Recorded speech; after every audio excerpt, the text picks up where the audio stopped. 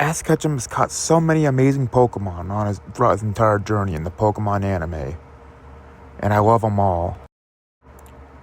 But what if I made Ash Ketchum's Pokemon teams, and what would they be like compared to his canon counterparts? Well, that's what this video is about. So, in this video, I'll be remaking Ash Ketchum's Pokemon teams from the first generation all the way to Gen 8 in Journeys. Now, don't get me wrong, I love Ash Ketchum's original Pokemon team, but I still think that some stuff could have been done differently. For example, like giving Ash different Pokemon and evolving some that I think he should have evolved. Well, that's what this video is about. Now, keep in mind that, everything discussed here is my opinion, so keep that in mind and don't take this anything too seriously. Now, I made a list of rules here, saying no legendaries because I think Ash has already proven that, he doesn't really need legendaries to be on his team to be champion. Plus, I wouldn't want to give Ash too many Pokemon because, it'll be a lot to work on and some end up getting shafted later on. Not having too much type overlaps and also give a Pokemon a reason to be on the team. And, if I'm going to give them Pokemon that were portrayed bad in the anime, I got to learn how to make them good. So, just because they were portrayed bad in the anime doesn't mean I'm not going to put them on the team. So, I really don't care, how bad they were. If I want to put them on the team, for example, if I want to put Unfezant on the team, I'll put Unfezant on the team. If I want to give them Torkoal, then I'll give them Torkoal. I really do not care. Anyways, let's get started with the video. Starting off in chronological order, we got the number one region that started it all, Kanto. And Ash's team will be Pikachu, Pidgeot, Bulbasaur, Charizard, Squirtle, and Primeape.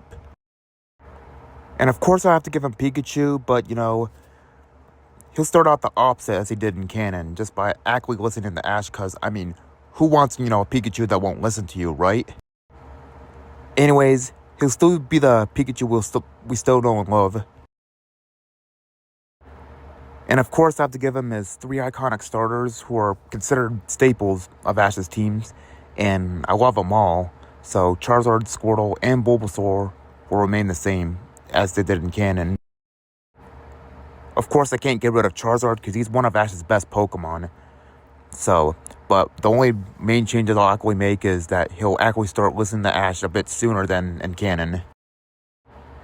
Pikachu, Bulbasaur, and Squirtle will stay as well, and I won't be evolving them compared to Charizard, as I think they've already proven how powerful they are without even having to evolve, and I love them just the way they are. And of course I have to keep Primeape, since this Pokemon could have had, stayed and be Ash's ace before Charizard, so I decided to keep it, and a lot of fans wanted Ash to keep it and didn't want him to be released at all. Seriously, why do we need that? Plus, Pidgeot and also Butterfree, who Ash will still keep as well. Butterfree will be released the same way as it did in canon, and it'll actually get a little more development just by starring in Brock's gym. And Pidgeot will actually be caught as a Pidgey, and it'll evolve during the week against Jeanette Fisher into its final form. So, yeah. Plus, Ash won't be releasing it this time. That would be his main team. Now let's go to his rotating reserves, starting with Haunter, who Ash will actually catch in Lavender Town. But this time, Ash won't release it even after he defeats Sabrina properly, instead of just making her laugh. So, Ash will also later evolve it when he gets to Johto, and it'll become the Gengar as we know and love today, so yeah. Then finally, Ash will also catch Lapras and Snorlax once he gets to the Orange Islands, and they'll remain the same as they did in canon, so that's something we should keep as well. Now, as for Kingler, Muck, and Tauros, who Ash caught in the original series, he won't be catching those this time around, as Ash didn't really use them that much, and due to type overlaps, I decided it'd be best to not include them, and I don't really want to give Ash too many Pokemon.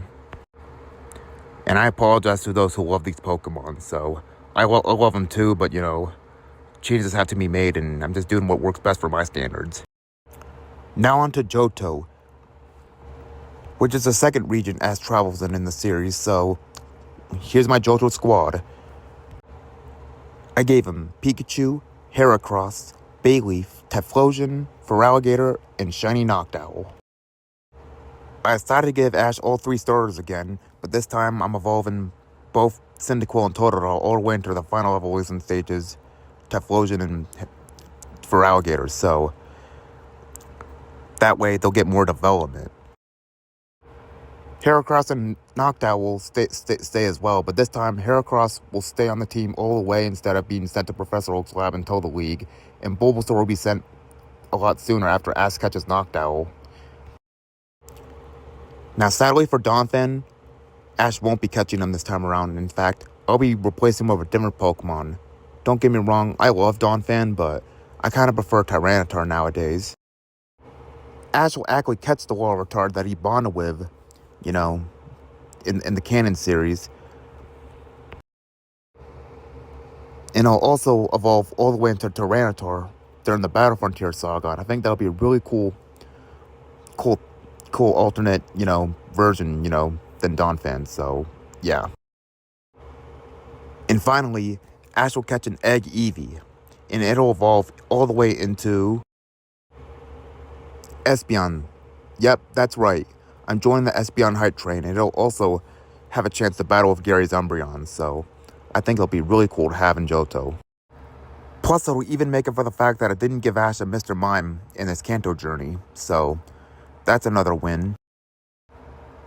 And now for the region that's full of water, that being Hoenn. Ash's team will be Pikachu, Swellow, Sceptile, Crawdaunt, Torkoal, and Gliggly. Now, I know this team is pretty much the same as it was in canon, but there are some changes that I'm going to make. So hear me out.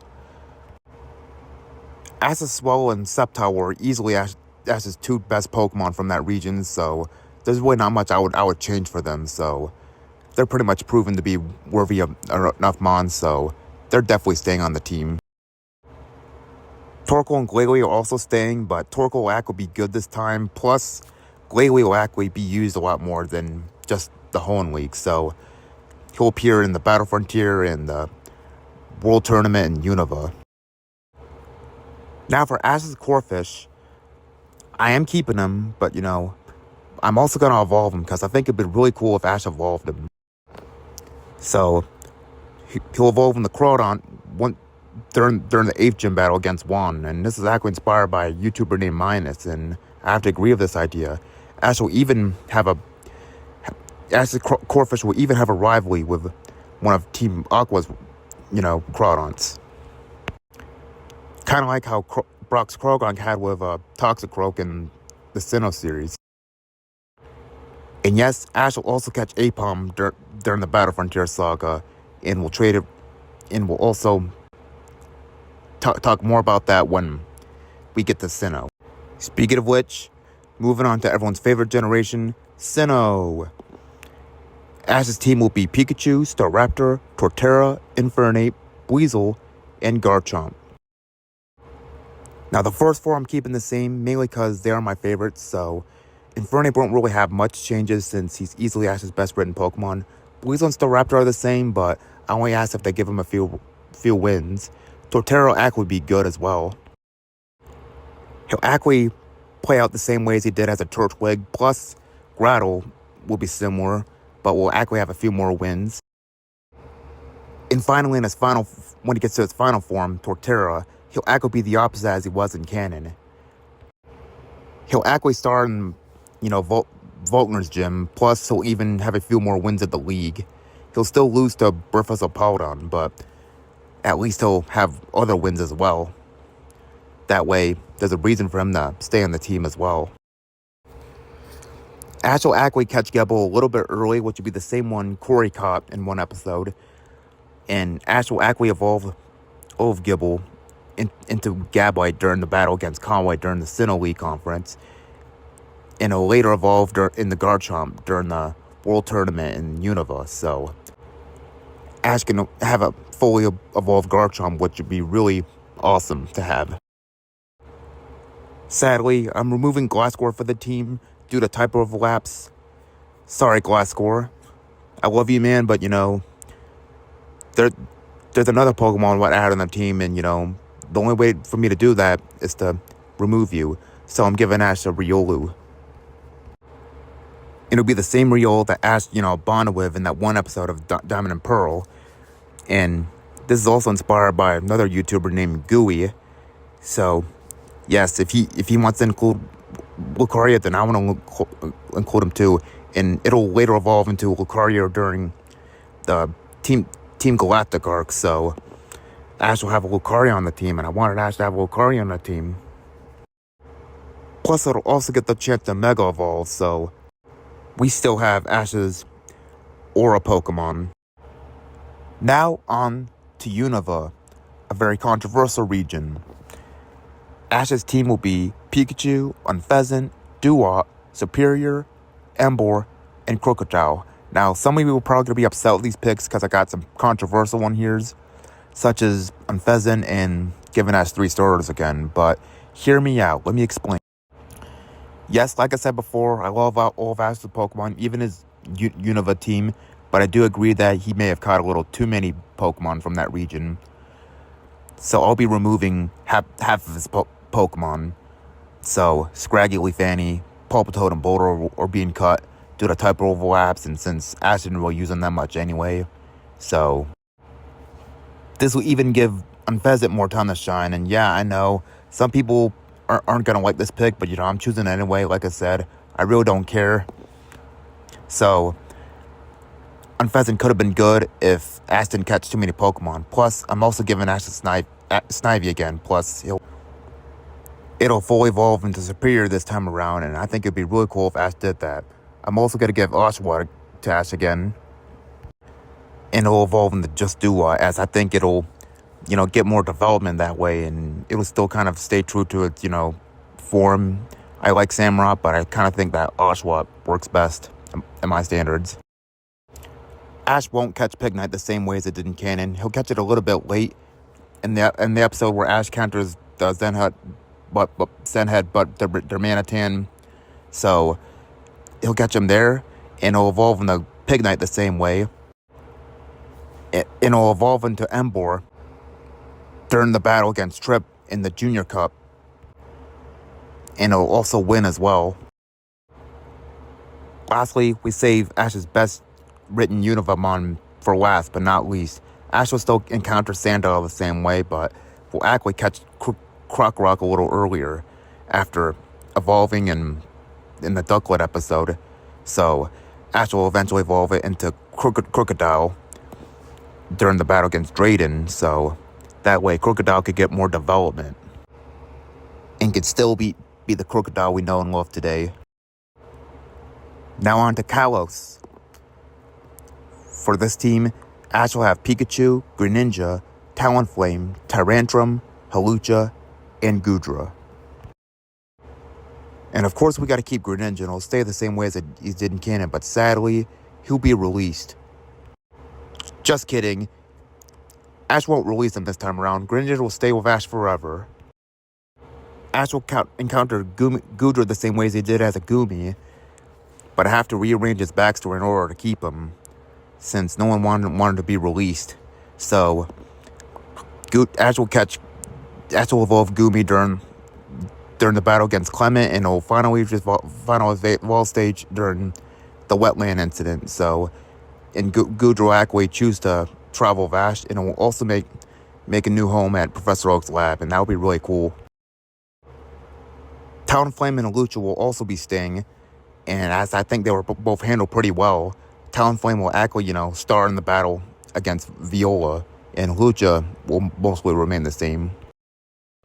Ash will also catch a Tyrant, and it'll evolve into a Tyrantrum, and it'll be a powerhouse as well. Sadly, I'm cutting Noivern. I like Noivern, but due to type overlaps, I decided to not include it this time around, and having more than 3 flying types, this is kind of overdoing it. So now on to the most beautiful region ever, Alola.